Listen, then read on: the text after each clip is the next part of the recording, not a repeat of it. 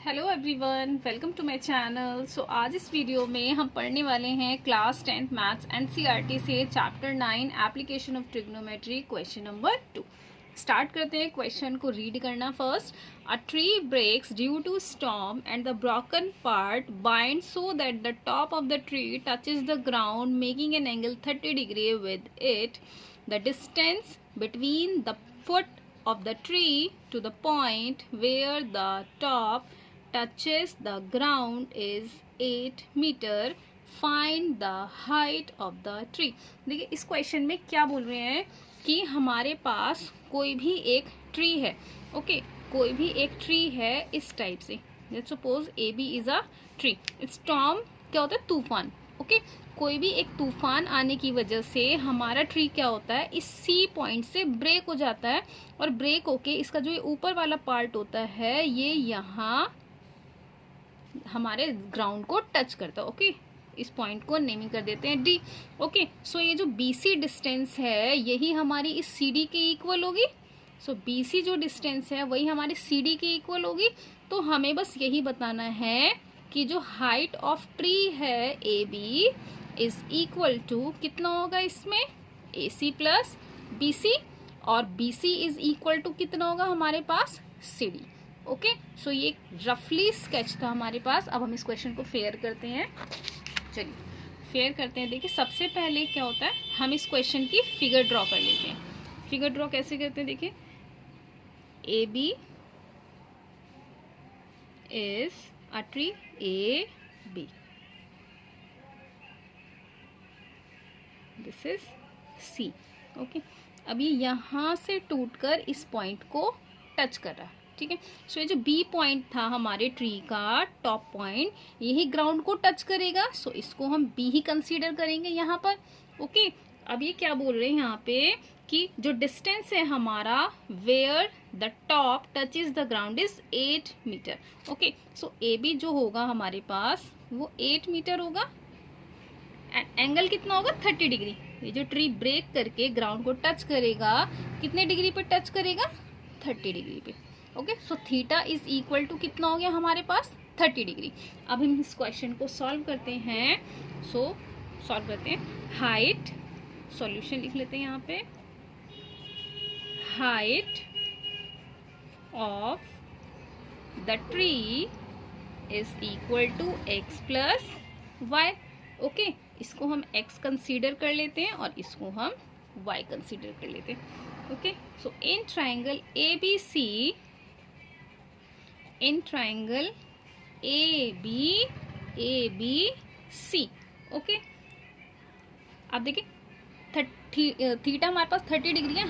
हम इसमें से कोई भी साइड को पहले निकाल सकते हैं। थीटा का यूज करते हैं, एक्स भी निकाल सकते हैं और वाई भी निकाल सकते हैं। ओके, आप इसमें 10-30 भी लगा सकते हैं। 10-30 लगाने से क्या होगा, हमारा परपेंडिकुलर अपॉन बेस होके हमारे पास परपेंडिकुलर आ जाएगा। उसके बाद आप इसमें पाइथागोरस लगा के बीसी फाइंड कर सकते हो। और वो भी नहीं करना है आपको तो आप क्या करो, इसमें कॉस थीटा लगा दो। कॉस थीटा क्या होता है? बेस अपॉन हाइपोटेनियस होता है। बेस अपॉन हाइपोटेनियस होता है। सो कितना हो जाएगा? 8 अपॉन वाई, और कॉस 30 की वैल्यू हमें पता ही होता है √3/2। तो वहां से हमारे पास वाई आ जाएगा। अगर जब हमारे पास वाई आ जाएगा तब भी हम इसमें पाइथागोरस थ्योरम लगा के एक्स की वैल्यू फाइंड कर लेंगे। और अगर हमने पहले एक्स की वैल्यू फाइंड कर ली तभी भी हम पाइथागोरस थ्योरम लगा के इसमें वाई की वैल्यू फाइंड कर लेंगे। ओके, सो आप किसी भी तरीके से इस क्वेश्चन को कर सकते हैं। तो फर्स्ट देखते हैं हम इसमें। देखिए tan थीटा अप्लाई करते हैं। tan theta is equal to कितना होता है? देखिए A C upon A B, A C upon A B. tan theta is here theta is equal to 30 degree. So tan 30 degree is equal to A C x and A B is 8। अब tan 30 कितना होता है हमारे पास? 1/√3। tan 30 कितना होता है हमारे पास? 1/√3 x upon 8। सो यहाँ से किसकी वैल्यू आ जाएगी? x की। x is equal to 8 upon √3। This is equation first. Okay, अब हम क्या करेंगे? नाउ अगेन हम इसी ट्राइंगल में वैल्यू फाइंड करेंगे। अब हम इसमें y की वैल्यू फाइंड करेंगे। सो कितनी वैल्यू आ जाएगी y की, देखिए A, now in triangle ABC, okay, y की वैल्यू फाइंड करने के लिए आप क्या लगाएंगे इसमें, देखिए cos थीटा। cos थीटा कितना होता है हमारे पास, बेस अपॉन हाइपोटेनियस। सो कितना होगा, base AB upon BC। cos theta means cos 30 is equal to 8 upon, cos 30 की वैल्यू हमें पता है कितनी होती है, cos 30 की वैल्यू √3/2। cos 30 की वैल्यू कितनी होती है, √3/2 is equal to 8 upon y। So y की वैल्यू कितनी आ जाएगी हमारे पास, क्रॉस मल्टीप्लाई करेंगे y into √3, 8 into 2। So y is equal to 16 upon √3 आ गया हमारे पास। This is equation 2। So height of the tree हमारे पास क्या है, so height of the tree is equal to x plus Y.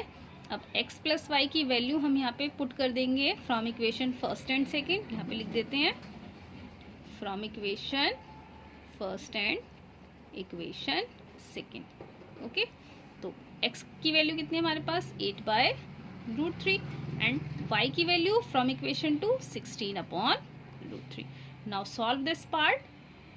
Solve करके इसको कितना आएगा, देखिए 8 हम ऊपर से कॉमन ले सकते हैं, तो हमारे पास कितना बचेगा अंदर, 1/√3 प्लस 2/√3।